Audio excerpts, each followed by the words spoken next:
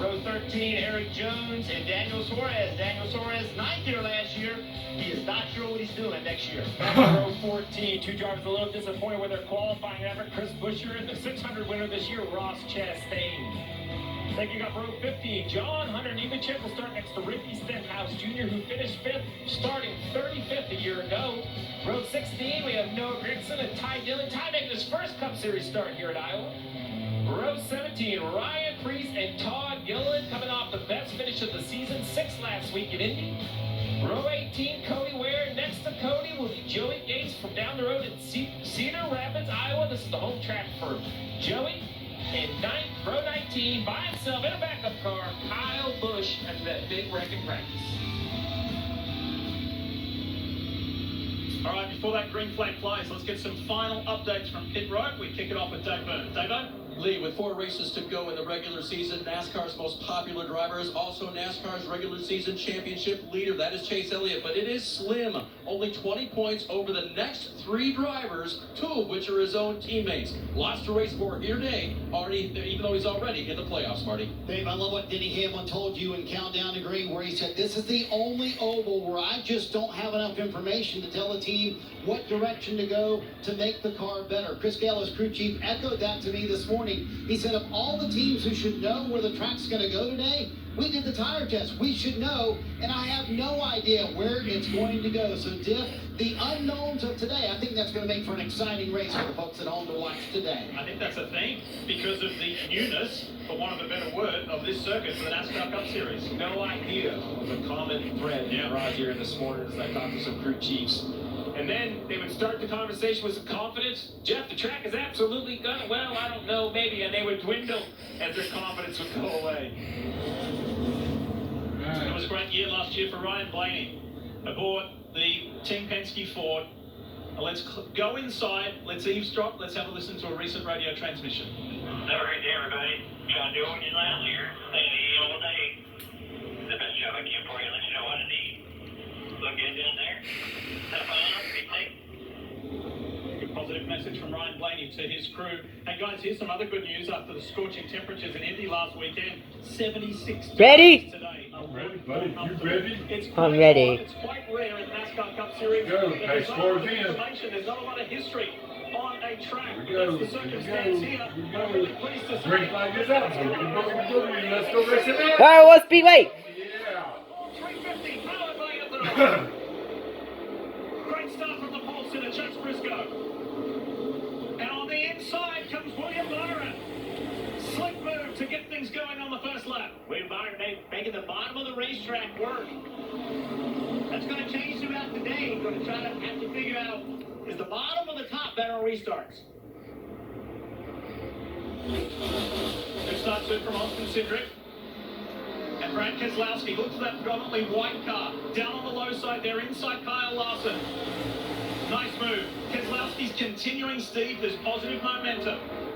Yeah, it was a slow start to the year for the driver of the 6th. Remember, they added that 3rd car for Ryan Preece, and I think it hurt the 6th as Cindric passes Briscoe for 2nd.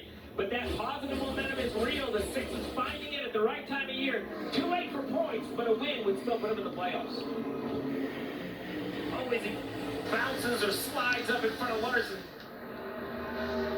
Little indecision out of the 6 right there. Look at that, nice move on the inside of Chase Briscoe. So Keselowski continues to climb, and the reason why Steve said points aren't going to do it, it has to be a win. The boss at RFK Racing, he is buried in 25th position in the playoff standings.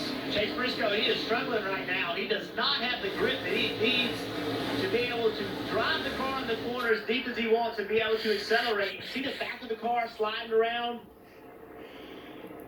Everybody, knowing track position is important. You've got to take advantage of a car when you see him struggling. And Briscoe has to somehow remain patient. I know he feels like he's bleeding spots because he is, but with as treacherous as this track is, you just can't panic. We're still only 5 laps into the race.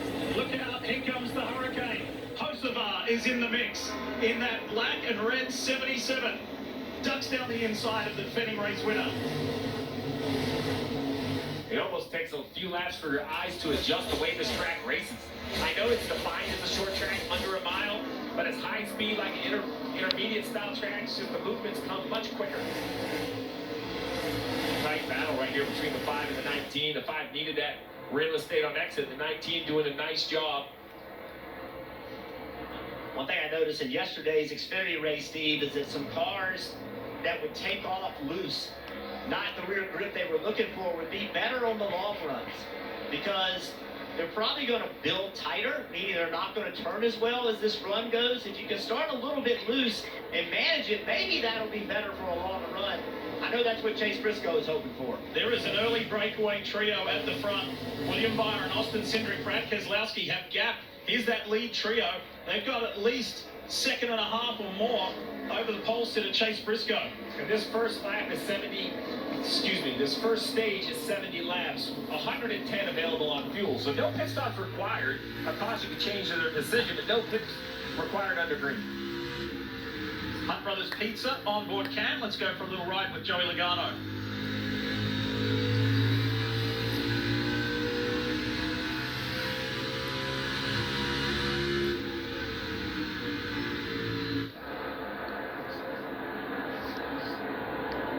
Chase Elliott on the inside of Carson Hocevar. Here's AJ Allmendinger in the Celsius machine for Kaulig Racing. Spoke to AJ yesterday at length. He wasn't overly optimistic about their short track package at the moment, Jeff, but his qualifying was fantastic. Yeah, good qualifying effort. And the key now is, does my car do what I wanted it to do after practice, right, Steve? We had a practice. Nobody was completely happy with their car. What kind of changes did I make overnight to make it drive better today? And were they good or were they not? Making that decision and what the next changes are going to be under a caution, that's really what this part of the race is about. You're on board right now with the Bob Discount merger cam on Hamlin, new scheme on this car. And I don't take his interview quite at face value. He was really downplaying because I do believe he doesn't think he has an advantage to it. He does at most tracks with experience. And I know last year didn't go well enough. I think he was trying to show some humility, but don't let that cover up where he knows deep down inside his skill set can get there. It's just a question of if the car balance will match what he's looking for. Think about that. If everywhere else we unload, he has more starts than perhaps everyone in the field. This is one of the few that he's on equal footing. He didn't test here. His car was tested by teammate Chase Briscoe, and they're all running on a recently developed, a different tire by Goodyear, both left sides and rights, different construction. And the construction work, the real change was really for failures. Last year we saw a lot of rear tires have issues, mostly due to abuse of some air pressure, but Goodyear wanted to give the team a little more leeway. No issues in practice, no issues yet. Knock on wood. 338 laps to go. I know if I wasn't quite fast enough, it's that forbidden fruit. Air out of the rear tires just adds grip, adds